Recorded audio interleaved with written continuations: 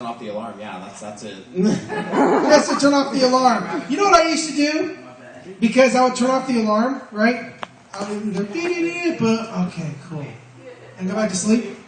You know what I did? I went and got myself one of those wind-up clocks. This was when I was in college. You know one of those wind-up ones with the two bells? It's all, whee, and it rings and it goes off it's going to vibrate off of it, right? I did that, and I put it on the desk on the other side of my room. So in the morning, it'd be, get up there, turn on. I'm like, I'm awake, right? Good morning, yeah. Well, thank you. Give it up. So you just think this is your own personal playground, huh? Yeah. So how did you guys do this week? Did anybody adjust their relationship with technology? I did. You did?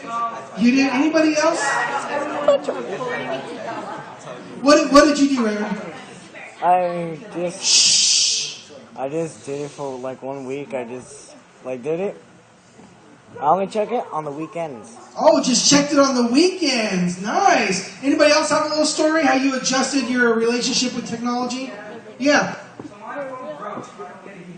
Your phone broke, so somebody else adjusted your relationship with technology, right? Yours got stolen.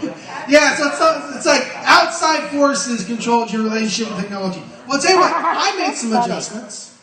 Like I said, last week I talked a little bit about it, but I really kind of made a forethought on my mind that when I woke up, I'm like, I'm not going to grab my phone, I'm not going to grab my iPad, unless I acknowledge God first. I wake up, I thank God what's going on, and I grab my iPad and open up to the daily Bible reading.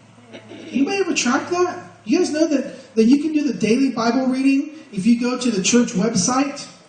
We're in Matthew and Genesis and Matthew, and there's always a psalm and a proverb.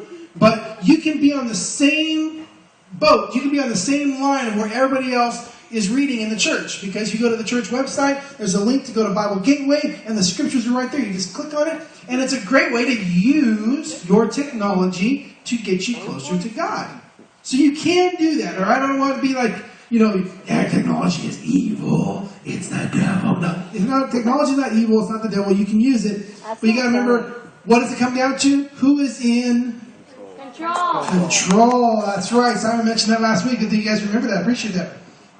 This week we're going to continue on this. We're going to talk a little bit about our online presence. Who are we online? Who are we, right? What's our profile, right? What's our profile? We all have an online presence. Most of us have an online presence. Some of you are like, how many raise your hand and say, I don't have an online presence at all. I have no Facebook, Twitter, things like that. Yeah, both of my boys, right? Because I just can't afford to get the phones. Good. Well, most of us have it. Or someday, we will probably all have some sort of online profile, some type of forum we go to, some type of social media. It's not really going away. All right, it's not really going away. So we are going to have that. So each of us has an online presence. I'm going to show you a couple of pictures. Right? When I started Facebook, I had to pick a profile picture. Right? So this is my first profile picture that I picked on Facebook. It's a picture of me at the beach. I was having a good day, and I'm like, hey, Jennifer, take my picture.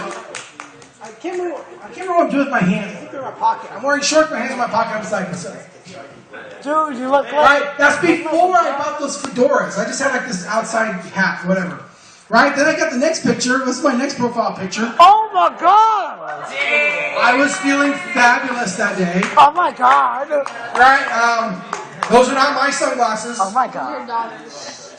I think they were Serena's sunglasses. I put them on. I'm like, hey, take a picture. Right? Then this next picture.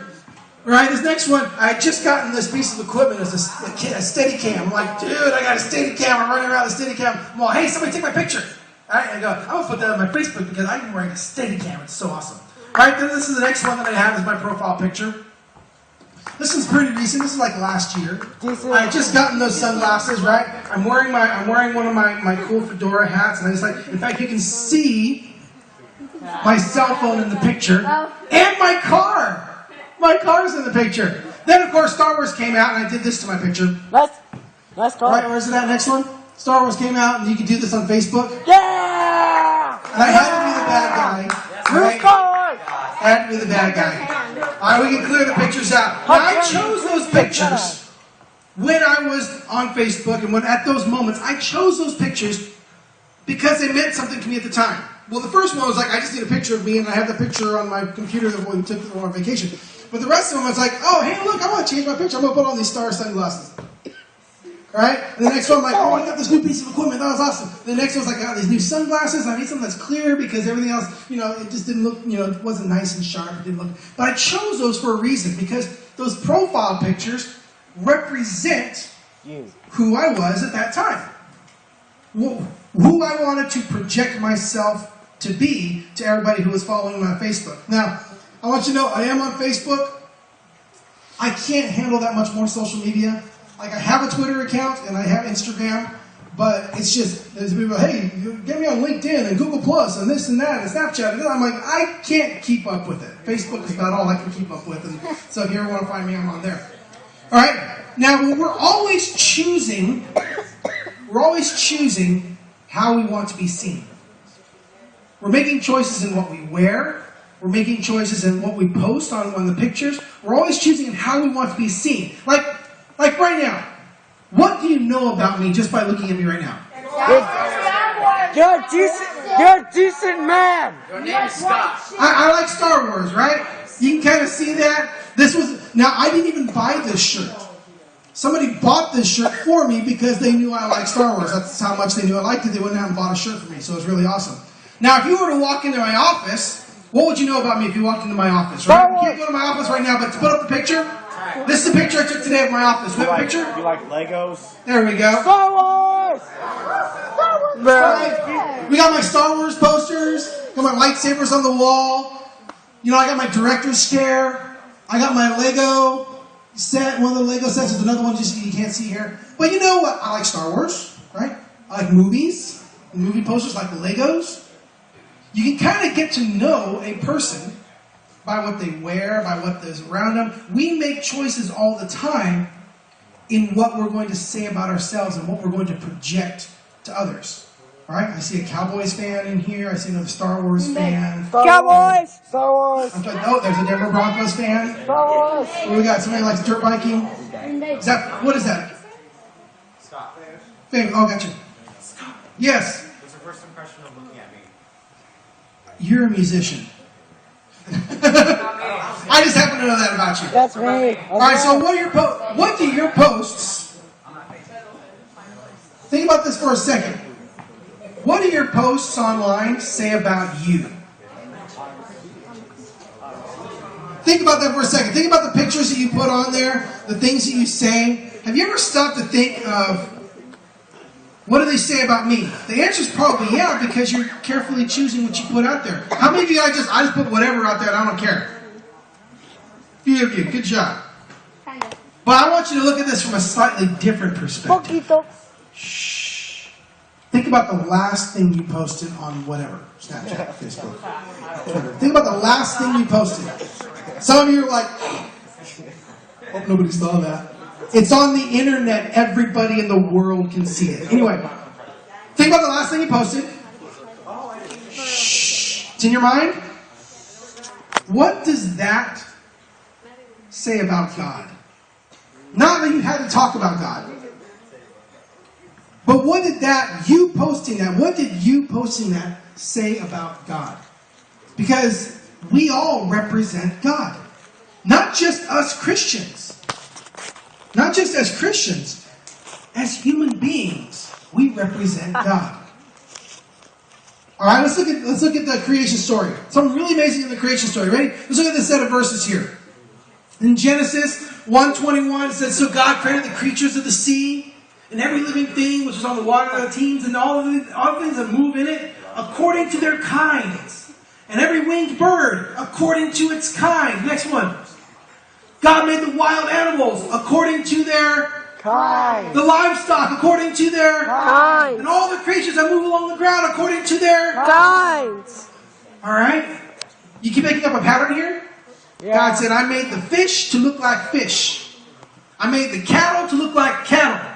I made the birds to look like birds. But then he got around to making humans. And look what he says. Look in this verse. Scripture. So God created mankind in his own image. In the image of God, he created them. God didn't make us to look like fish. Didn't make us to look like cattle. Didn't make us to look like birds. Didn't make us to look like lizards. All of those, he made those according to their kind. But God created you to look like him.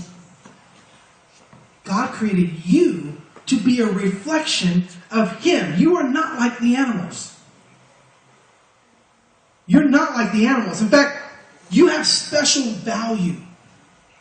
You have special value because God created you to be like him. You are the pinnacle of his creation. You are the choice of choice. You know, like, hey, this is like the choice thing. This is like, it's so choice. Anybody ever seen Ferris Bueller's Day Off? Yes. That is so Yes. choice. You have special value because you were created to look like and represent the Creator. And guess what? When we sinned, when mankind sinned and needed redemption, God sent his only Son to die. Not for the lizards, not for the birds, not for nature, not for the sunsets, not for the magnificent trees. God sent his Son to die for you. Because you have value. You have a value that's higher than anything else in this world. God has the final say on what your value is.